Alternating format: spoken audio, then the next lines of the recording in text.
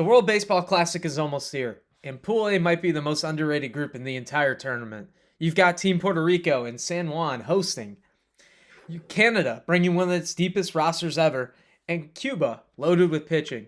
Colombia built on experience, and Panama trying to shock the world. Welcome to a WBC Pool A roster breakdown and predictions, whatever you want to call it, with Brian and Andrew and Bearded Ball.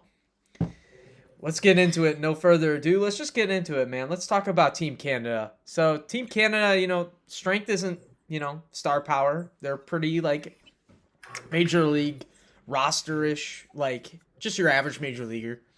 Balanced lineup, gritty, deep lineup. MLB legitimate production with athleticism. They got people that we'll talk about in a little bit. And, some steady arms that, make this team kind of, pop out to me. And we'll talk about this when we make our predictions on Brian in the books. 14 returning players from 2023's WBC, except with Freddie Freeman opting out. So they will have a new first baseman. Well, we'll get to him. He's also pretty good. Real MLB thump, speed and defense on this team. Just guys that can eat innings and you can lean on to on this ball club. So let's get into the key position players. So first baseman Josh Naylor, former Guardian, former Arizona Diamondback, had a really good year, really good second half for the Mariners last year. 295 batting average, 20 homers, 816 OPS, and he somehow stole 30 fucking bags. I don't know how. I don't know how he stole 30 bases. Anomaly.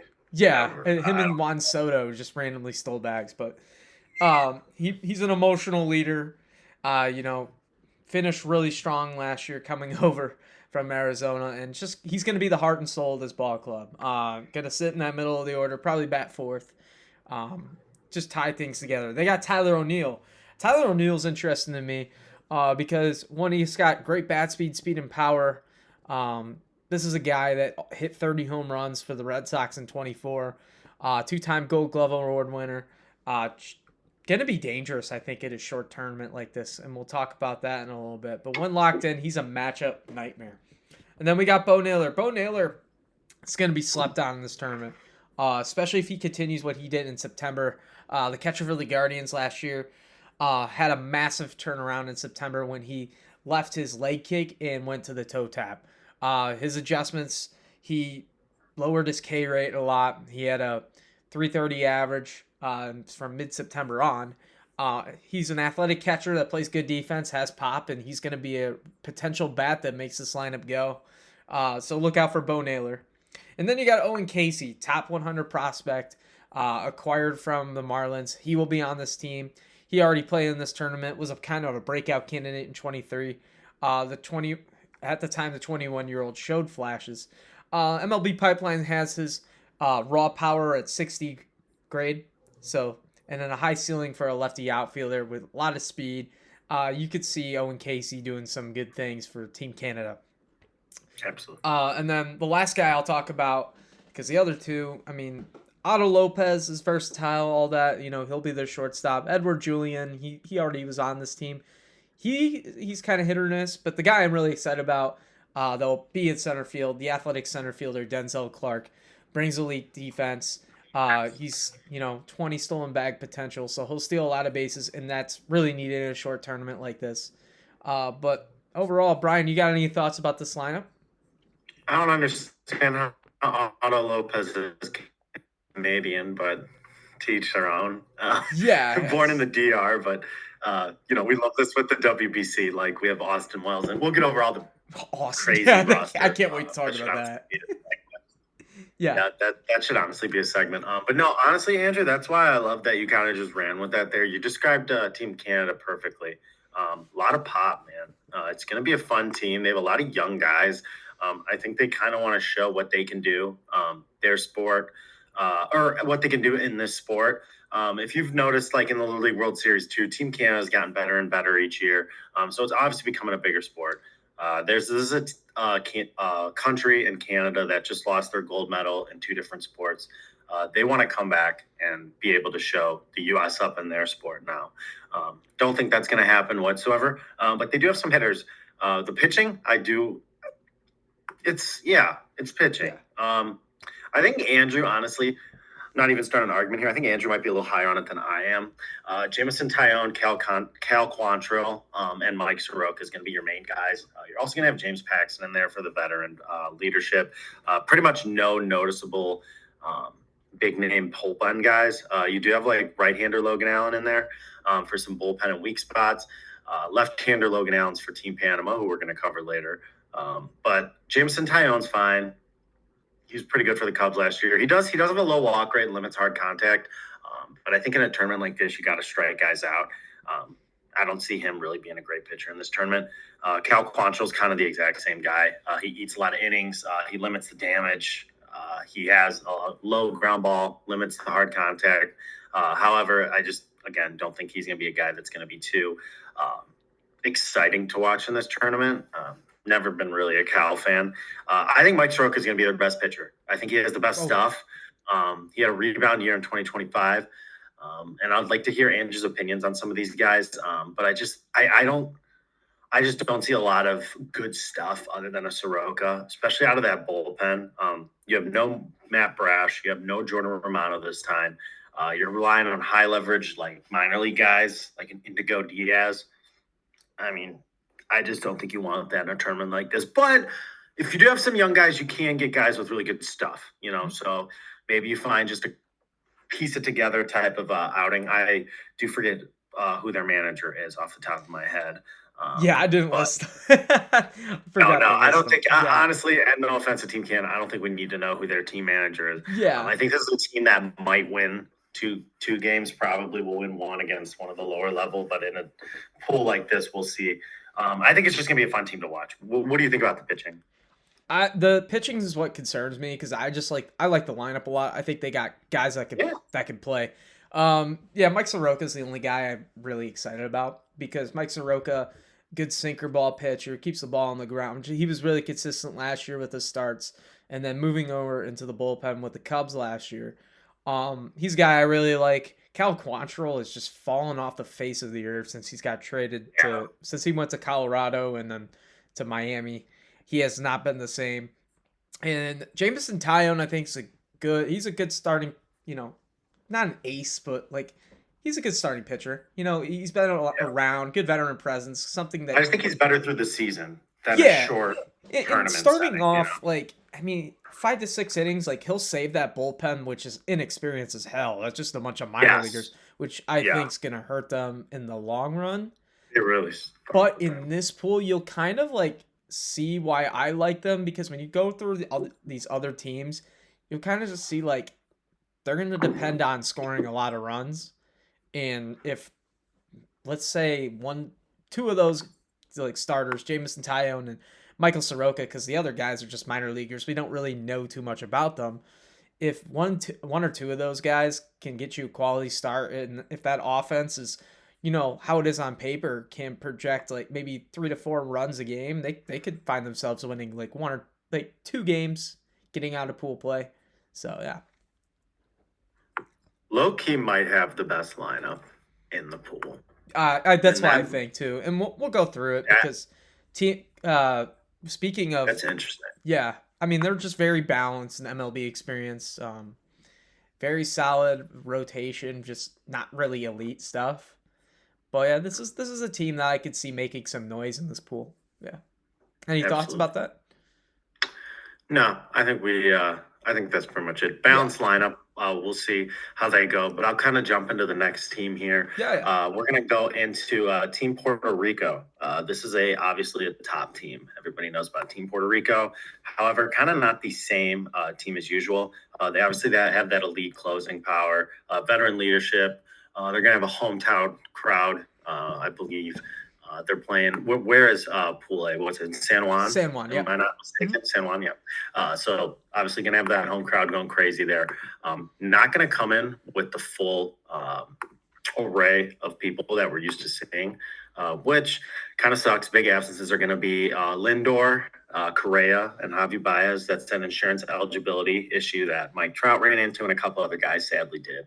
You also can include Jose Barrios and Victor Carantini. I believe they're just not playing. I don't know if that's insurance issues. I don't believe it's insurance issues, so I believe they're just not playing this year.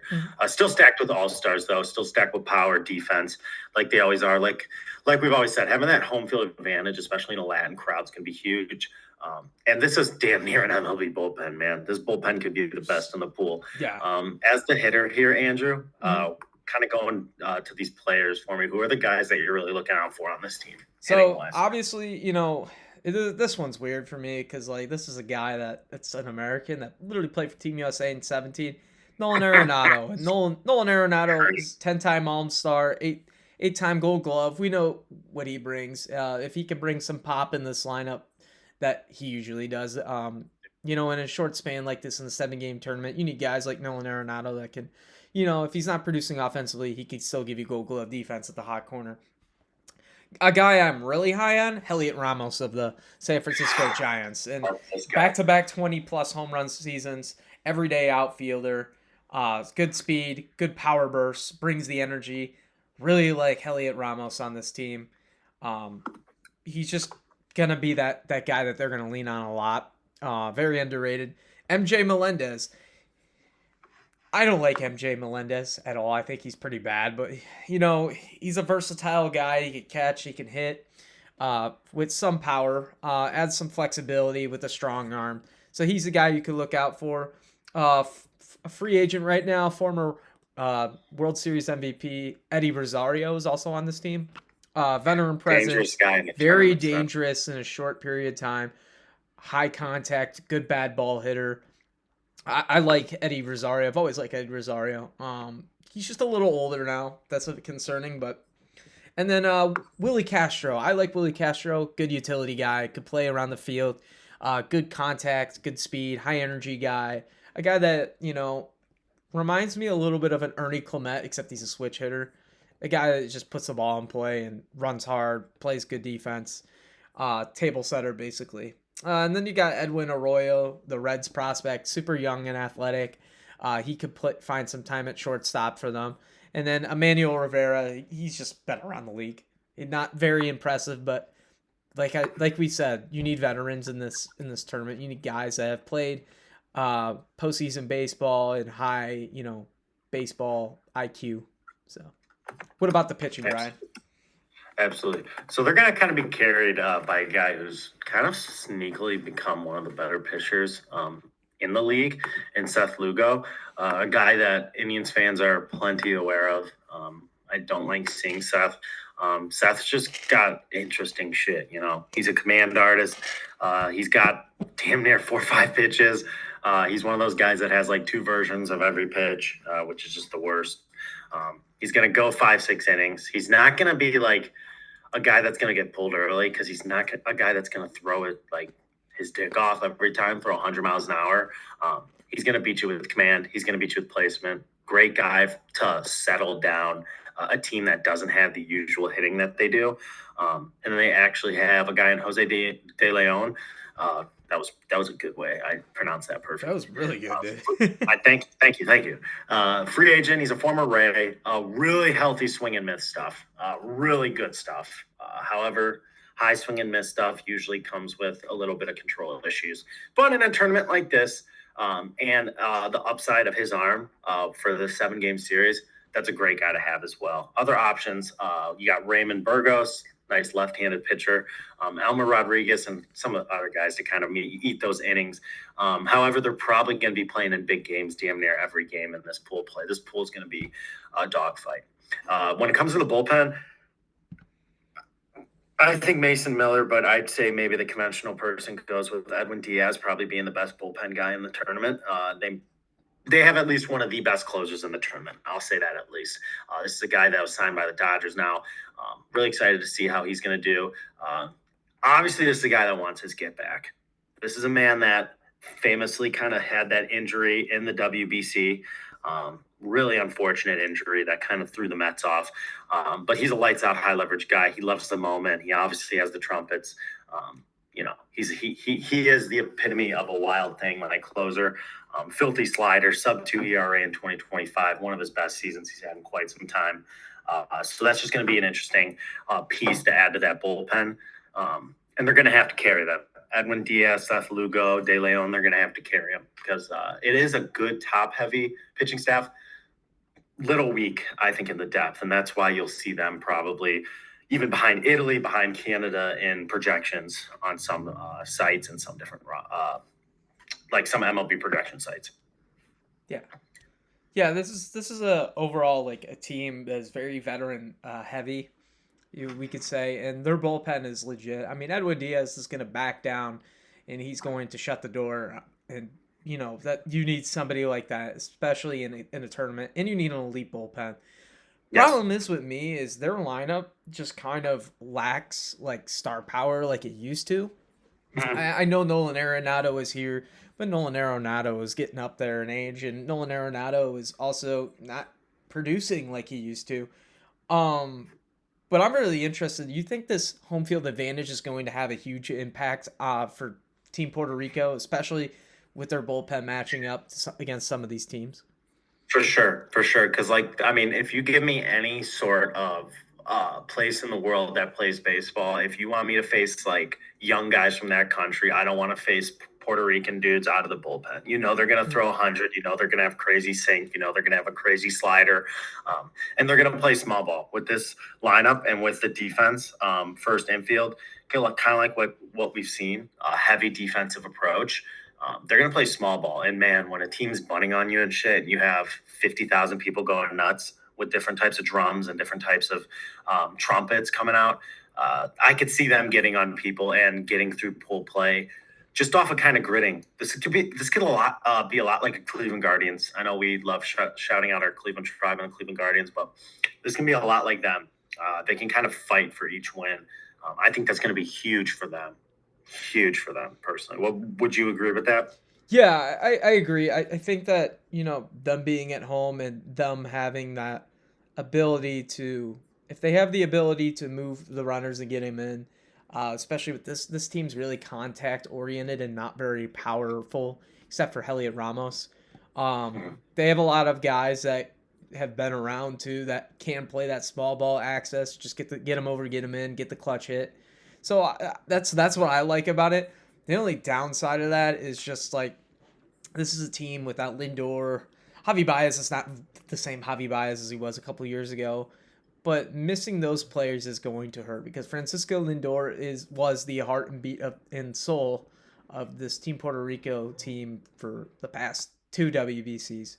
But yeah, no, I totally agree with that for sure. Yeah. Mm-hmm. Yeah. Anything else you want to talk about? That could be a big question too, though. This is that's a big point though with Lindor, man. Like that's like he was the guy that brought the MLB games to Puerto Rico. I mean, he was damn near Otani to Japan. So like having a guy like that off your team, it's gonna be interesting to see. Their country's gonna get behind him, but yeah, it's gonna be interesting. It's not the usual. It's the one down spot of the tournament that has kind of upset me. It's honestly been perfect up till now with the roster management. This is the one team that's kind of hurt my soul a little bit. Yeah, and I think that them missing out on Lindor and Baez and Barrios and some of the other guys that usually play for this team will eventually hurt them because they don't really have those superstars except for Ramos, like we said. Yeah. But I am excited to see Timmy Trumpet with those like all Team Puerto Rico. It's gonna be electric, man. I'm telling you. That's gonna be electric. Yeah. That's gonna be electric. Mm-hmm. Good pool placement there by the WBC committee. But yeah, that's going to be interesting. Yeah. I'll let you go ahead and jump on to the next team here. Yeah, let's talk about Team Cuba. This is a team that's very veteran experience, elite international pitching from the MPB and the Mexico League, and a lineup that is built around power with vets and a lot of speed. They got returnees from the semis last year with vets like Dispangi and Milano. Sorry if I mispronounced that, guys. Dispangi and Milano. You could kick my ass later if you want. No big current MLB names. No Yordan Alvarez. No Luis Robert. No Adolis Garcia.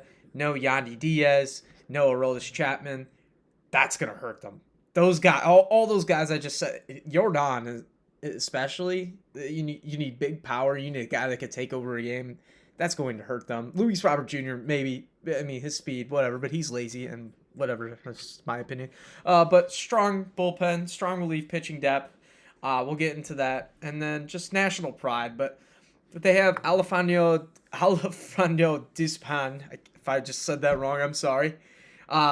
He's got a lot of power. He holds the WBC home run record in multiple classics, which is sick. So he's returning. Veteran presence, still matches lefties in big spots, and he's an emotional leader. You need those guys in a tournament like this. Absolutely. You got Jokas Gubert. Again, I can't say these names, but speedy contact hitter. He goes gap to gap. The scouting report on him is pretty good. Leadoff hitter, center fielder, speed. You'll see him probably steal a bunch of bases. An athletic defender.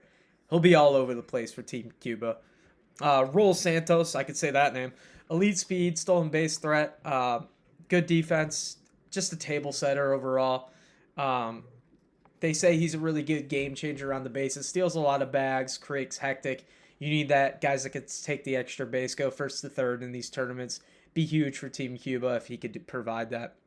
Alexei Ramirez, the 44-year-old legend, White Sox legend, dude. He's old, man. If he's actually 44, yeah, you have to remember a lot of these guys he might actually be 50, but yeah, they lie about their age when they come here for sure. But 7 games. Yeah, for 7 games he can do it. He can do it. Yeah, maybe hopefully his back's okay, right? Yeah. 44-year-old. He'll be playing first base, probably in the infield. I was looking at his stats for like his Surin Nicola team, like in wherever he plays. I just doesn't say what league, but he batted 300 last year, 14 home runs and a 1 OPS. It is. I think it's the Cuban league. No, Mexican league. My fault. Veteran savvy, contact, and leadership. Surprise pop for being 44 years old, which is just insane. But he's been around. He's done it. He's been there, done that. So I like that for Team Cuba. I know maybe some other fans might not like that because he's 44 years old. But age is just a number. Sometimes they say no diddy. Yoan Moncada, third baseman for the Angels. He might be limited due to some injuries, but this is a guy with high upside in MLB. Been around a little bit. Power speed guy, good contact. He's got an injury history, which concerns me a little bit, but he's going to be a key contributor to this team. He had a big year last year for the Angels. Returned on a 1-year deal. But other guys to mention, I'm not even going to try to pronounce this name correct. Israel Abrarana. Power Israel Abrarana. Yeah. I think. Abarina. Some power and glove. Got good power. He's got a good glove. Yipte Capede and Alexander Vargas, both young upside infielders that play good defense. That's going to be huge for Team Cuba if you got those young guys up the middle. And then Omar Hernandez, good catcher, solid framing, good depth piece to this team. So what about the pitching, Brian? Yeah, so they got interesting pitching. So Cuban style pitching, for people that don't know, it's a lot built off of it's like deceptions, funky deliveries. So this is going to be like a very unique type of pitching staff you'll see. Also, when it comes to Cuban pitching, they pitch from behind a lot. So basically, if you're not familiar with that, you're going to throw off speeds before you throw fastballs. So this is a team that can get a lot of people out in front and then kind of decept the fuck out of them. So it's kind of going to be interesting. They got Livian Maniello. He's for the SoftBank Hawks. That's in the National Nippon Baseball Association, the one in Japan. He's the ace. He's actually the reigning Pacific League MVP. He was a sub-0.2 ERA, elite swing and miss stuff, an elite closer and reliever in Japan. So like Andrew mentioned before with Edwin Diaz and some of the other closers, it's going to be big in a turn.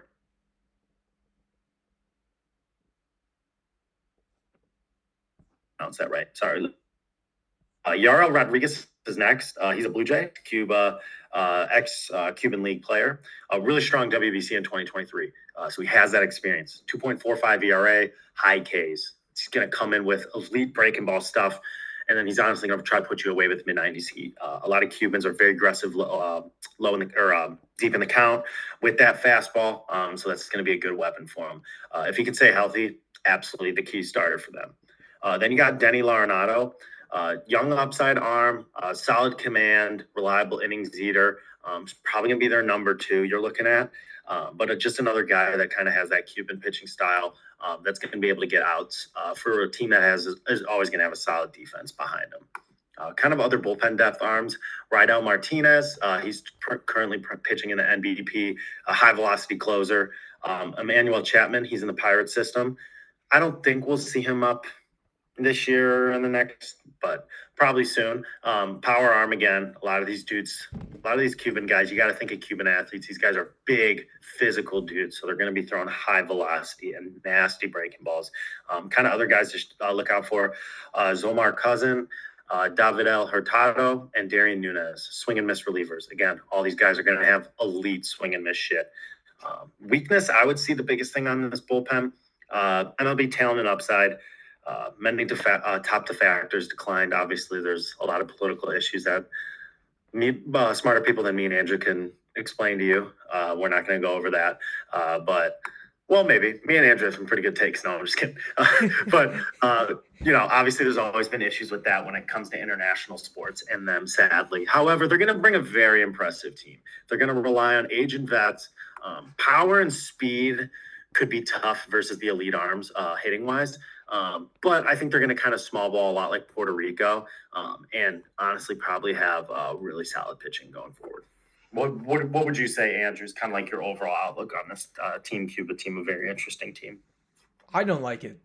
I don't like it at all, actually. Interesting. I actually kind of like this team. I figured we were a little different. Yeah. I thought we were a little different on that. I don't like it because this is like a really old team. A lot of guys in their mid-30s. A lot of guys, they've been around, but like it doesn't really make sense to me. Like they don't really have that many young guys except for, let me check what we just Emmanuel Chapman and Rodriguez are like the only ones that are like 25 and stuff like that. Again, this is really thin in MLB talent too. How does that match up? That might be a little biased because we're Americans, but I think that does play a factor. You know, those are the best players in the world. It's just a lot of aging veteran guys that, might be immobile. That might be an issue too. Like, let's say like we have a, look at the US and half of this team is like, 25, 30 and like in their prime. Some of these guys are out of their prime completely. So that's why I don't like it. Might be different because this is a tournament and it's 7 games and veterans do go a long way in the long run. But what do you think about it? Why do you disagree with my take? I like Team Cuba because I think the pitching can get them far. I think it's just like that style, and like if you look at countries bringing their own guys, I think this is going to be very interesting, just because I do think it's a country that has a strong baseball presence. They've always had this issue with the factors. They've always had issues with their players not being able to play in the MLB. So a lot of times this is their World Series, especially the past couple of years. I think a lot of guys, especially like a guy like Despane, who's national or the top leader in WBC home runs. I just think this is a team that can beat a lot of the teams that look better on paper but haven't played together. A lot of these guys have played together too. Played a lot of baseball, whether it's in a Latin league or Team Cuba and some other Latin World Series. So I think people underestimate the power of a team that's together and has good pitching. And you probably know where their pitching's like going to give up the hits, and they like know each other. I think a lot of teams, these other teams, this is probably a tighter group than you expect because one, they're all pretty much grown up with the same circumstances compared to the U.S. where they're all over the country and all that. And this is a team that's tightly knitted. They probably all been together for a majority of their lives, and that's usually how Team Cuba is. So. And we'll go over predictions later, but I'll kind of jump into Team Colombia here. The next one, we got 2 more teams. Team Colombia, the strength is going to be a veteran core of MLB experience, really good professional hitters who grind, reliable rotation, Not too flashy with star power in the rotation, but they're smart. Contact heavy baseball with solid defense, bullpen arms. In my opinion, probably the strongest overall team. We'll get Andrew's take here once we dive into the hitters. Kind of guys to look out for returns from 2023. That's like Urshela, Diaz, and Solano. Captain's Jose Quintana, which is pretty interesting. Did not expect him to be the captain, but a great lefty arm in and of itself. A mix of MLP vets and prospects. Like we said, contact-oriented lineup. Good innings eaters on the mounds. They do have underdog energy. That's why I like them a lot, especially with a weakened Puerto Rico group. But Andrew, get into these hitters for me. Tell me what they got at the plate. Yeah, I'm looking at this lineup and I'm kind of liking some of these guys that these veteran guys. It's interesting to me. I think they might compete for it. I don't know if they'll win it. We'll talk about that later. But Gio Urshela, I think is really a good player for a tournament like this. Has a good glove. He's shown types of years where he can hit.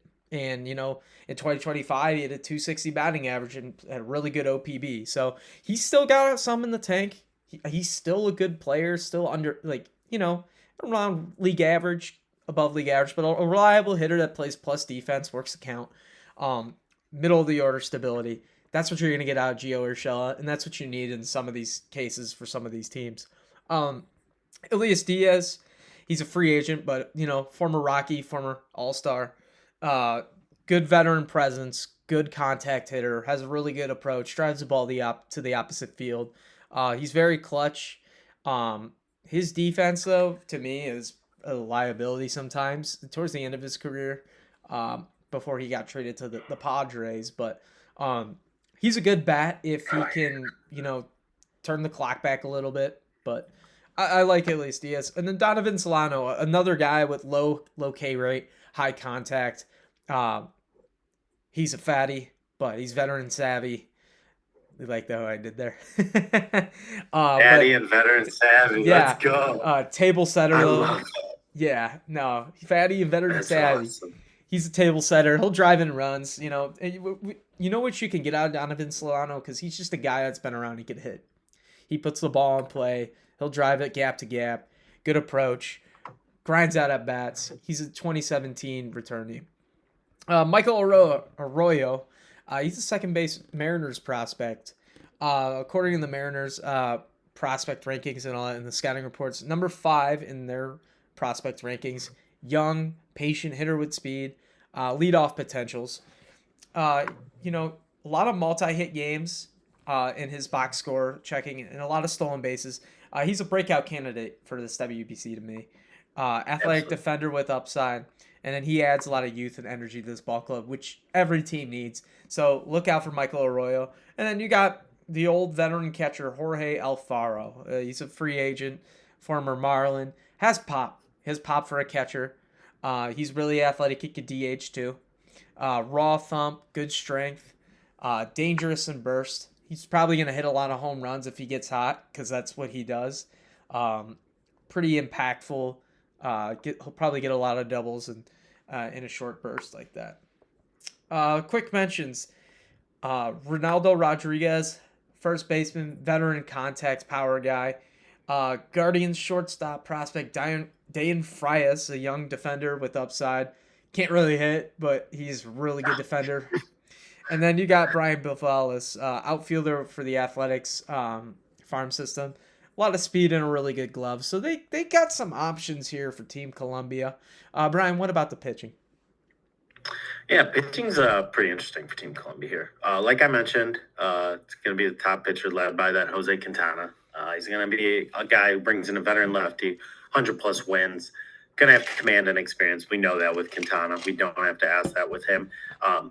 They're gonna open with Puerto Rico, so that's a great guy to kind of throw into your biggest matchup to start. That's kind of almost damn near playing for the pool and how quick of a tournament it is.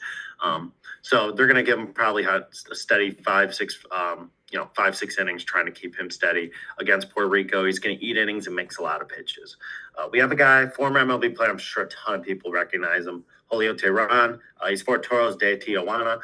That is in the Mexican League. Former All-Star, big league stuff still. Mid-90s fastball, plus the breaking ball. His problem was always kind of if he was able to keep that command. But when he has that command, dude is sharp as fuck. He has great stuff. Like we said, that big breaking ball, still high velocity in his veteran experience. He's a key rotation arm. If he can get hot for 2 games, he can make a big impact, and they could see themselves blinking into a semifinal somehow. And then we got Austin Bergner.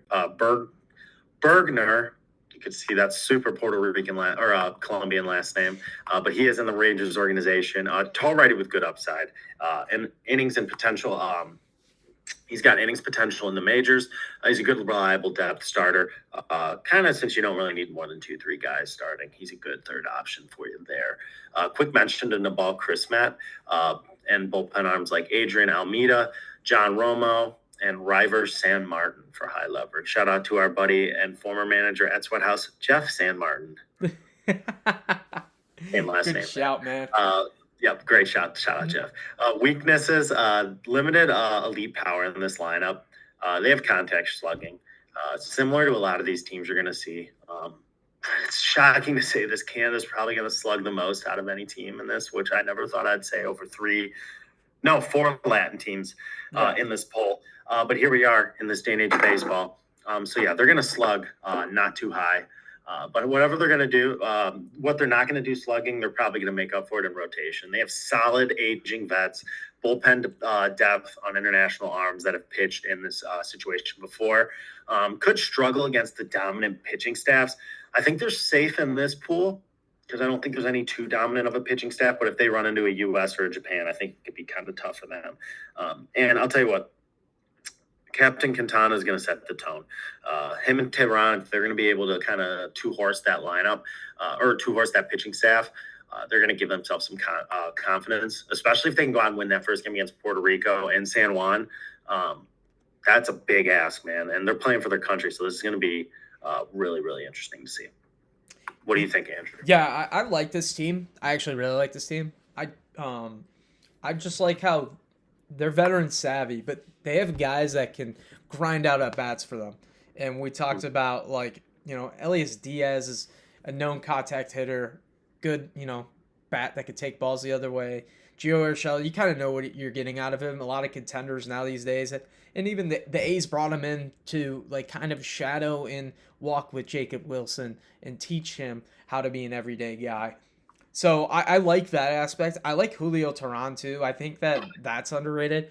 The only problem is his command is he just leaves stuff over the plate and he can get shellacked. But you remember when he's on, and he could be really, really good for them. Jose Quintana I like too. He's still got it in the tank. He's still a good pitcher. Again, he's gonna probably make 2 starts, get you 5 to 6 innings, be a quality starts type of guy. Like you said, just limited power and slug in this lineup. You need to slug in the tournaments like this. You need to slug in playoff baseball in general. We see that with teams like the Brewers and Guardians falling to teams like the Dodgers and Yankees because they get outslugged, not because they get outpitched. But they could struggle, I think, when they face Team Puerto Rico in that bullpen. And honestly, they might struggle against Team Canada because what if Jamison Tyone goes out there and Mike Soroka pitches against them and they dominate and they get a good maybe 5 to 6 inning start. This team could be in trouble. But I kind of like on paper. I'm not going to pick them to win, but I kind of like how they are on paper. Yeah, I'd say more of the same. Good on paper. Kind of want to see how this Puerto Rico game plays out. I know that's a cheap way to go about it, but kind of need to see what they're going to do against Puerto Rico first to kind of have any sort of confidence in them. Yeah, that's kind of what I am too. I want to see how they do against Canada and Puerto Rico. Those 2 teams for me. Let's get into Team Panama, Brian. Yeah, this is a fascinating team, man. So you got a lot of MLB experience, a lot of versatile defense, and something in a tournament setting that's so underrated and in baseball in general. They have elite base running. It's going to be led by one of their guys up there in Jose Calabero. But we'll get into Andrew will get into the hitters after I'm done with this one. And again, this is going to be a fast team. Returnees from 2023 is going to be guys like Bethencourt, Berea, and God damn it, Caballero, like I said, for the Yankees, came over from the Rays. 15 players with current MLB and organizational ties. So it is the strongest roster in Panamanian history, which is kind of cool to see these different Latin teams that we usually don't expect. They have a mix of MLB vets and prospects, some good international arms. Their pitching does compete in close games, man. So it's going to be interesting to see if they can close that gap with their elite catching depth, base running threats, good pitching threats. This is a team that's just going to fight to try to like squeak out games. So going to the hitters for me, Andrew. I know they don't have a lot of slugging here, but kind of get into these fast bowls here. Yeah, so this is a just an overall contact-oriented roster with some solid ball players, nonetheless. Just not a lot of superstars, not a lot of stardom, but some good major league players. Jose Calderon, the shortstop of the Yankees. You remember last year, Yankee fans were calling for his name because when he came over from the Rays, he started hitting and he looked like a completely different player for them. Um, Led the league in stolen bases last year with 49. The OPS isn't great, 686. But this is a guy who has energy, who creates chaos in the base paths, and that's what you need in a short game sample size. He's an everyday infielder. He'll bring a spark plug, and he'll steal bags for you. That's basically Jose Caminero. He'll play a good short for you too. A guy I really like on this team, and I really like in general, is Mundo Sosa of Yes. the Philadelphia Phillies. And this is a guy that is, a utility guy. He can play everywhere, but he also hits.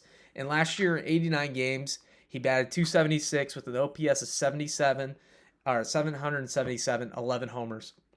I get it. Small sample size in 89 games, but 243 at bats is kind of where he sits at, especially how deep that Phillies team is. But this is a guy that's a veteran that can play everywhere, like I said, stabilizes the middle infield and brings power upside. And you need a guy like a Mundo Sosa. That's just a ball player. He's just good and plays every position hard, plays the game hard, can hit for power, all sort of stuff like that. So I like that for Team Panama.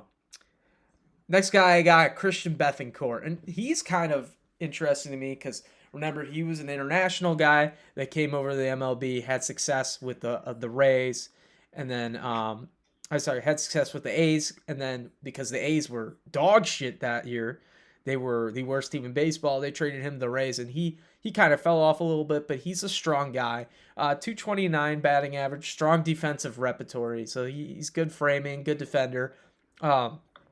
He could play multiple positions. He could catch, play first base, play the outfield. You need that versatility in a tournament like that. He's a returnee from 2023, so he has WBC experience, obviously. That's, I think, bigger than people expect. Playing in this tournament, playing it internationally is just different than playing in America in a regular season game, especially if you don't have playoff repertory. And he's very good at handling the pitching staff. This is a guy that's been around for a long time, knows how to, call pitches, call a game. That's going to be big for Team Panama, who has actually some pretty solid starting pitchers when we get into it. And then Miguel Amaya, I really like too. Catcher for the Cubs.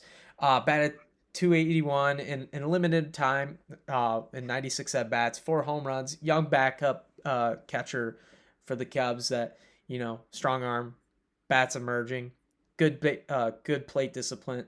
He's just a guy that, steady veteran option that they have that's going to help them create noise offensively. So overall, before I get into Enrique Bradfield Jr., who I really like from Vandy, that this is a AAA prospect of the Orioles, I really like how this is setting up veterans-wise for Team Panama, and we'll get into that afterwards. But Enrique Bradfield Jr., very speedy. Scouts really had high praise on him coming out of college for his speed and power that he developed in his sophomore year. 242 average, 696 OPS with 3 home runs, 36 stolen bases though. So not great offensively, but He could steal bags. And they got two guys, Jose Camarero and Enrique Bradfield, that is just going to create chaos on the bases.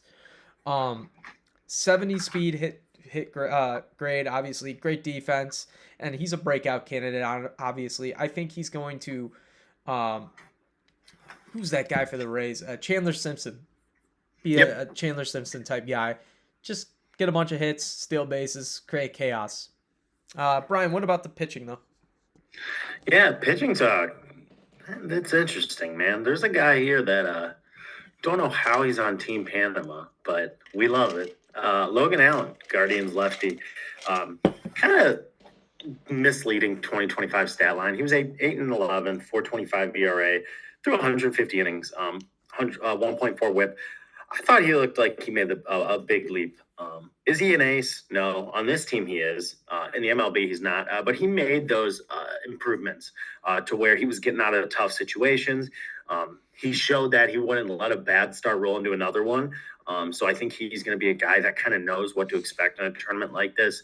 He's played big baseball before. He's been in a bullpen in a locker room that's had big baseball. He's going to be the ace, steady 5-6 innings, a key starter to set the tone and preserve the bullpen there. You got Jamie Barria, former Angels reliever, limited MLB. He's going to mix speeds. He can limit the damage. He's going to be a starter, solid mid-rotation arm with that big league experience. Right now he's playing in the Mexican League.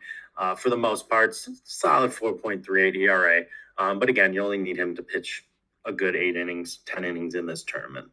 And then you got Humberto Meja and Ariel Alvarado. That's going to be your starting pitcher depth there. Those are veterans with international and MLB time. Again, reliable innings. Those guys are going to be your ground ball types.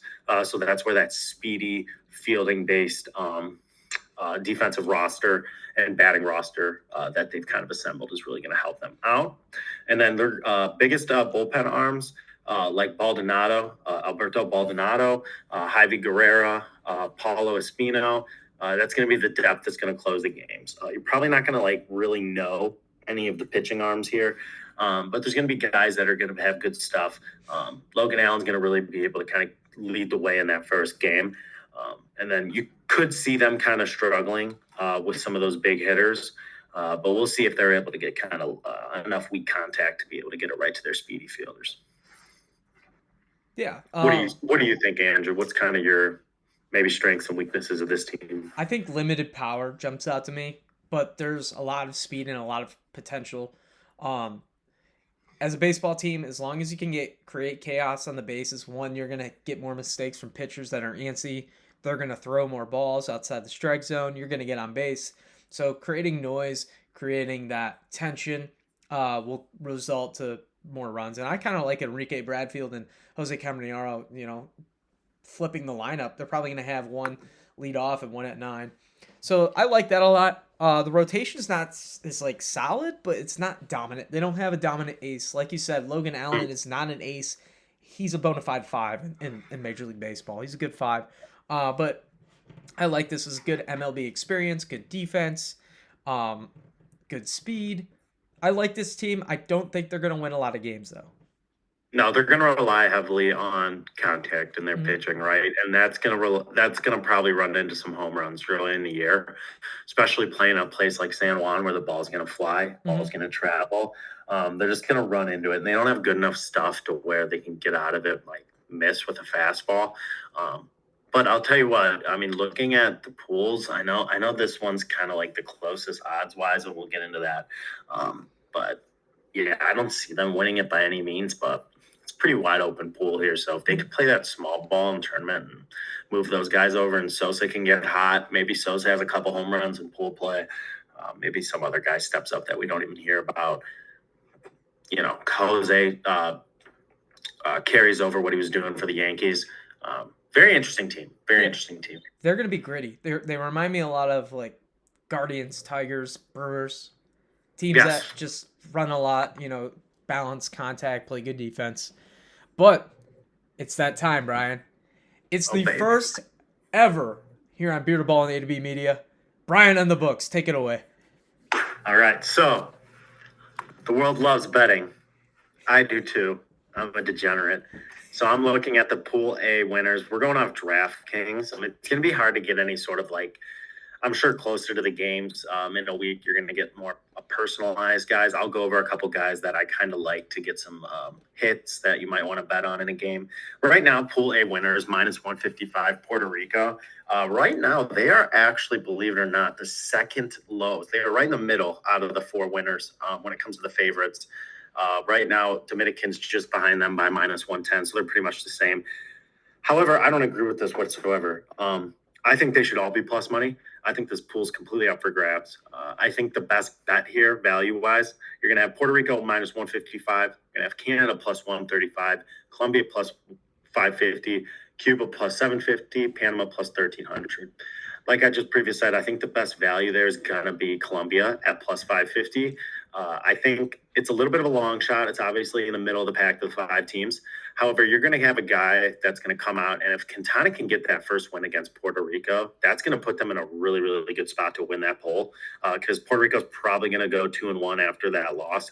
And if Colombia goes 3-0 or 2-1, they would have that tiebreaker beating Puerto Rico in that first game. And I think it's just one of those bets where you kind of know what happens right away. And for that value, I like to know right away at plus 550, especially with Puerto Rico kind of not having the same players they usually have, especially the hitting. I think Colombia is going to be a really dangerous team. I think you should look at unders all the time in this pool. I think unders are going to be huge in any team that Canada doesn't play in. I think you're going to get these old school Latin games against Puerto Rico, Cuba, Puerto Rico, Colombia, Panama, Colombia, Cuba, Panama. I mean, these guys are playing each other in Latin leagues. This is real shit. This is not just a tournament to them. And I could see I'd be looking at Canada's hitters. Definitely Josh Naylor getting some hits there.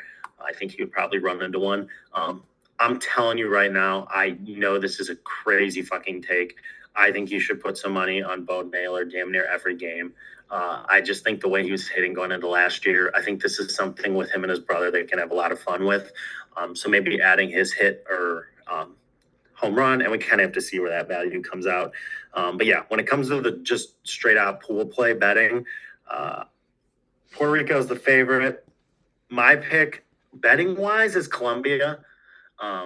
Andrew, I'm curious to see who your pick is. If I had to pick one with my life on the line, I'd still pick Puerto Rico. I just don't see the value betting wise there. So who would say your two teams are? Mine right now are Puerto Rico and Colombia that come out with Puerto Rico winning. Again, best bet in my opinion is Colombia. What are you thinking on that end though? So top two advanced. I think this is just me. I like Team Canada a lot. I like their lineup. Their pitching's a little skeptical, but I'm probably gonna pick them to win the pool. Wow. Yeah, plus 350. Yeah, I like it. They're a lock, I think, to move on. So I have them. And then thinking about it, I'm probably gonna have Puerto Rico moving on too. Yeah. So what does that count out as? So right there, if you parlay those, because you can pick right now on DraftKings pool forecast, so like which two teams exactly go. Yeah. Not bad value. Puerto Rico and Canada is going to give you a plus 145 right now together. If you pick mine and Andrew, if you want to bookmark these down. Yeah. I'll put them underneath the show notes. Yeah. Puerto Rico, Canada right now, plus 145. That's Andrew's pick. And then he's actually picking Canada plus 350 to win the poll. I'll go with Colombia to win the poll to be fun at plus 550. And then I'm going to go with them and Puerto Rico. And that's going to be at plus 195. I would say the best value, again, in my opinion, is Colombia. But, I mean, Cuba at plus 210 to qualify. To qualify? I think that's a long shot. Honestly, that's a super long shot. Yeah, I know we're on that. I feel like Canada, Colombia, Puerto Rico is probably going to be who you're looking at. You know, I'm thinking about it now. Like, I'm still going to stick with Puerto Rico and Canada, but I was thinking about Canada and Colombia a little bit too. Because I think Colombia matches up better. That's plus against 425. Yeah, I think they match up better than they do against, Canada matches up better against Puerto Rico. Sorry, I just messed it up. Colombia matches up better against Puerto Rico than Canada, so that's why I'm doing that. Yeah. No, that makes sense. That makes sense. And I'll be honest too. I actually think they both match up well against Puerto Rico. And to your credit, that's actually a really good take, because if they beat Puerto Rico in that first game, like I'm looking at the schedule right now, if I'm winning that first game in San Juan and I'm Colombia, you get out to a hot start, all of a sudden you're 0-1 at home. That's like not an easy stretch to go about. So like, No, Puerto you're Rico's digging gonna yourself in have that to be hole. tough. Yeah. And Puerto Rico's not even home for that first game. Mhm. And then Panama faces them. All of a sudden, if Panama's an exciting team, you don't know what's going to happen with that. And then Puerto Rico, I don't even think they're playing Canada right now, if I'm looking right now. So, yeah, it's going Ooh, to, they they dodge have them. with Cuba. So they dodge them. Yeah, they actually dodge them. So, kind of interesting how the WBC does that. But yeah, because I but mean, I think no, I'm sorry. Everybody plays each other. okay, yeah, that makes sense. Yeah, quarters, semis, championship. You have 4 pool games, and then quarters, semis, championship.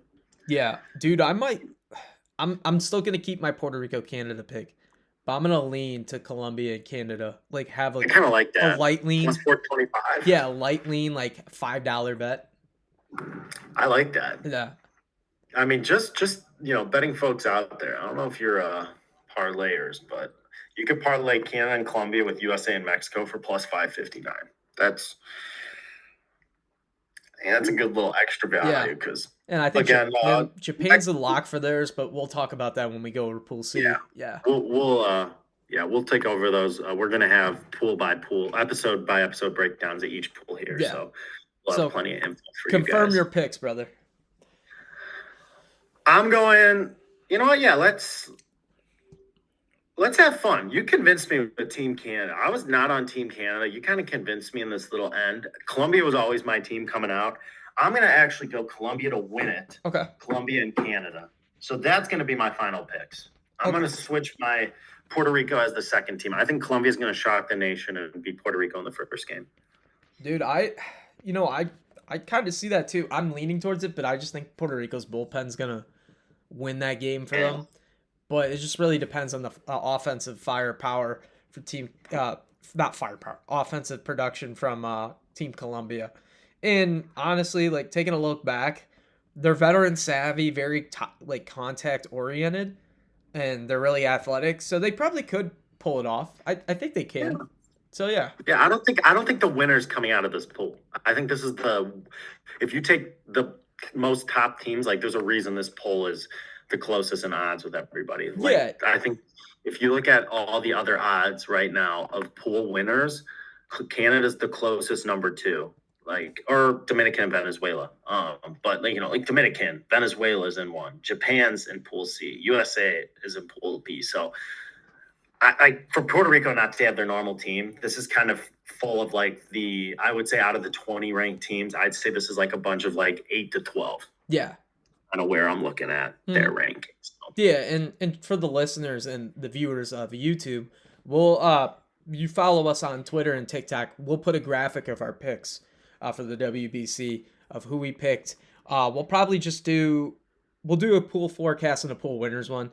I think the pool forecast one will probably be more of a Twitter thing. I don't know. We'll figure it out from there. But yeah. But anyways, you guys let us know if you want certain picks too. But yeah, we'll be going over each pool episode by episode here. Yeah. Anything else for Brian on the books? No, man, this is a fun pool. I again go Colombia. I'm really excited to see them. Yeah. I'm really excited to see that team. Yeah, I you're kind of talking me into it a little bit because I like Gio Urshela and all those kind of guys, Donovan Solano and all those. You know what you're getting from them. Yep. It's just like I just need them to beat Puerto Rico. That's the only team that I'm worried that. Yeah. I think they can take care of everybody else. Then I think Canada is not going to go undefeated. They're obviously going to lose one game. But yeah, no, I could see that Colombia and Canada making out. Yeah. But I like your Canada take with Puerto Rico. Mm-hmm. I could see them bombing on Puerto Rico. Yeah, I mean that offense that 5 home run game. Yeah. that lineup, like looking into it, there's not star power, but like you know what Josh Naylor can do. Mm-hmm. You know what Bo Naylor can do. You know what Tyler O'Neill Top can 5 do. lineup in the tournament. Yeah, For Tyler sure. O'Neill could go crazy, and if he goes Yep. crazy, Team Canada is gonna make a run. They're not gonna win it, but they're gonna make a run. It's a guy who's like has what 6 straight opening days with home runs. He Yeah, has good value for always that. 3 home runs, 5 home runs in April. So Yeah. you could see him having a 2 home run game. Mm-hmm. But Yeah. that is all from us, guys. We're gonna go over Pool B in our next episode. So stick tuned to that, and they'll be all out this week. So stay tuned. Follow us, subscribe on YouTube. Also go on Spotify. Shout us out right there. And you guys have a great rest of your day. All right, this has been Beer to Ball. Yes, sir. See you Peace. guys.